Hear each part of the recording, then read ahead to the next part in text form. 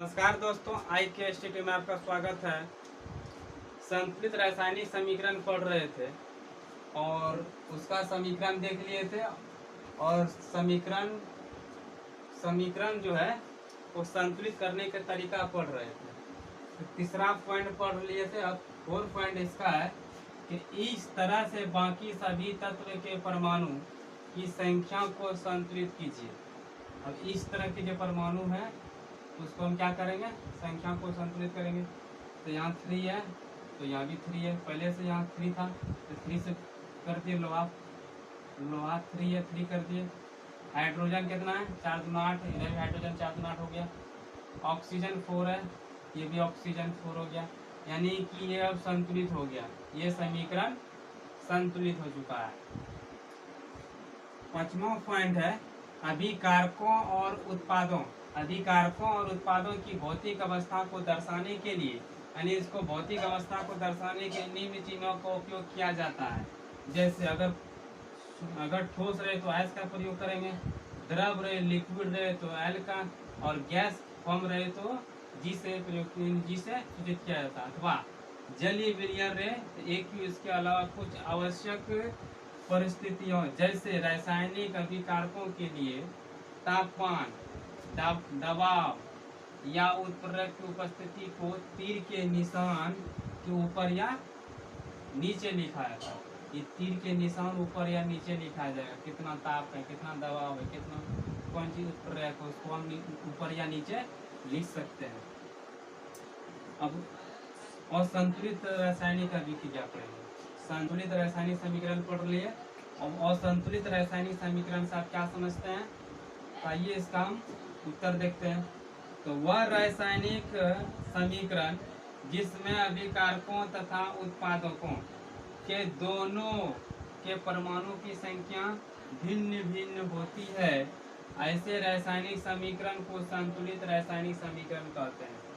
कहने का मतलब यह है कि संतुलित में परमाणु की संख्या बराबर होना चाहिए और असंतुलित परमाणु की संख्या उत्पादों और परमाणु की संख्या उत्पादों और अभिकारकों परमाणु की संख्या अलग अलग होना चाहिए। तो उसी हम असंतुलित रासायनिक समीकरण कहते हैं। जैसे उदाहरण के द्वारा समझते हैं, जिंक प्लस जिंक को अगर हम H2SO4 के साथ अभिक्रिया कराएंगे तो ये बन जाएगा ZnSO4 प्लस 3H2, यानी कि यहाँ जिंक 1 है तो यहाँ भी 1 है। हाइड्रोजन 2 है तो यहाँ भी हाइड्रोजन 3 दूना 6 है, यहाँ हाइड्रोजन 3 दूना 6 है, तो यह संतुलित हो गया। Fe प्लस 4H2 जल के साथ अभिक्रिया, लोहा को जल के साथ अभिक्रिया कराएंगे तो Fe3 फेरिक ऑक्साइड और हाइड्रोजन गैस का निर्माण करता है। तो यहाँ कितना है, लोहा कितना है 3, यहाँ कितना है 1, यह ऑक्सीजन 4 है, यहाँ भी 4, यहाँ भी 2 है, यहाँ भी 4 दूना 8 है, इसलिए यह भी असंतुलित है। यहाँ 3 था, यहाँ 1 है, ये भी असंतुलित हो गया। नेक्स्ट क्वेश्चन है, वायु में जलने से पहले मैग्नीशियम रिबन को क्यों साफ किया जाता है। क्वेश्चन पूछ रहा है कि वायु में जलने से पहले मैग्नीशियम रिबन को साफ क्यों किया जाता है। उत्तर है, वायु में जलने से पहले मैग्नीशियम रिबन को साफ इसलिए किया जाता है कि उसकी ऊपरी सतह हट जाए, साथ ही धूलकण आदि भी साफ हो जाए, ताकि मैग्नीशियम रिबन की सतह वायु के संपर्क में आ सके और आसानी से जल सके। जिस तरह साइकिल की ट्यूब अगर फट जाता है तो उसको हम क्या करते हैं, लीक बनवाने के लिए क्या करते हैं, उसको रगड़ा जाता है, तो रगड़ के फिर इसको चिपका दिया जाता है। उसी प्रकार इसमें वायु में उसको जलाने से पहले मैग्नीशियम रिबन को अच्छी तरह से उसको साफ कर लिया जाता है, ताकि वायु के संपर्क में आ सके और आसानी से दहन हो सके।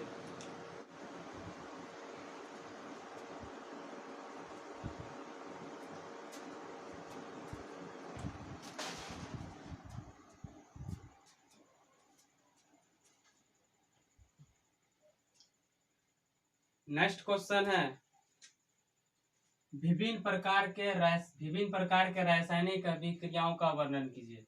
अब जितना प्रकार के रासायनिक अभिक्रिया होते हैं उसको वर्णन करने बोल रहा है। तो विभिन्न प्रकार के रासायनिक अभिक्रिया का वर्णन करें।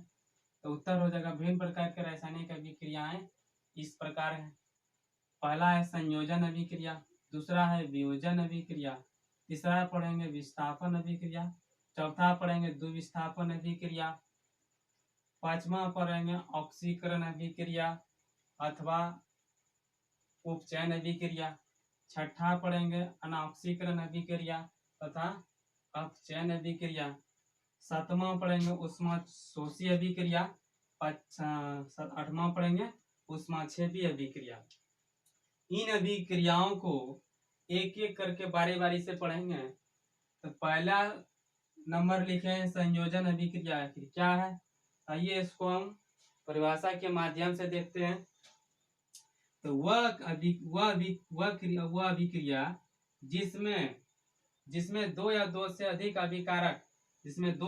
अधिक अभिकारक मिलकर एकल उत्पाद बनाते हैं, ऐसे रासायनिक अभिक्रिया को संयोजन अभिक्रिया कहते हैं। यानी जब दो या दो से अधिक अभिकारक मिलकर अकेला यानी एकल उत्पाद का निर्माण करता है, उसे हम संयोजन अभिक्रिया कहते हैं। जैसे उदाहरण के द्वारा समझते हैं, A प्लस बी के साथ अभिक्रिया कराएंगे तो C का निर्माण करेगा। उसी प्रकार अगर कार्बन जो है सॉलिड फॉर्म में रहता है और ऑक्सीजन जो गैस फॉर्म है, तो इसको इसलिए S और G लिखा गया है, पहले पढ़ चुके हैं। कार्बन और ऑक्सीजन के साथ अभिक्रिया कराएंगे तो कार्बन डाइऑक्साइड गैस का निर्माण करेगा। उसी प्रकार हाइड्रोजन और ऑक्सीजन के साथ अभिक्रिया कराएंगे तो यह जल का निर्माण करेगा। उसी प्रकार कैल्शियम ऑक्साइड और जल के साथ अभिक्रिया कराएंगे तो कैल्शियम हाइड्रोक्साइड यानी बुझा हुआ चूना का निर्माण करता है। तो इस तरह के अभिक्रिया को हम बोलेंगे संयोजन अभिक्रिया, यानी संयोग करके एक नया पदार्थ का निर्माण करना, उसे हम संयोजन अभिक्रिया कहते हैं। जैसे इस मार्कर को बनाने के लिए बहुत सारा मटेरियल पदार्थ मिलाया होगा इसको बनाने के लिए, तो यह संयोजन अभिक्रिया के रूप में दर्शाता है। नेक्स्ट पढ़ेंगे वियोजन अभिक्रिया।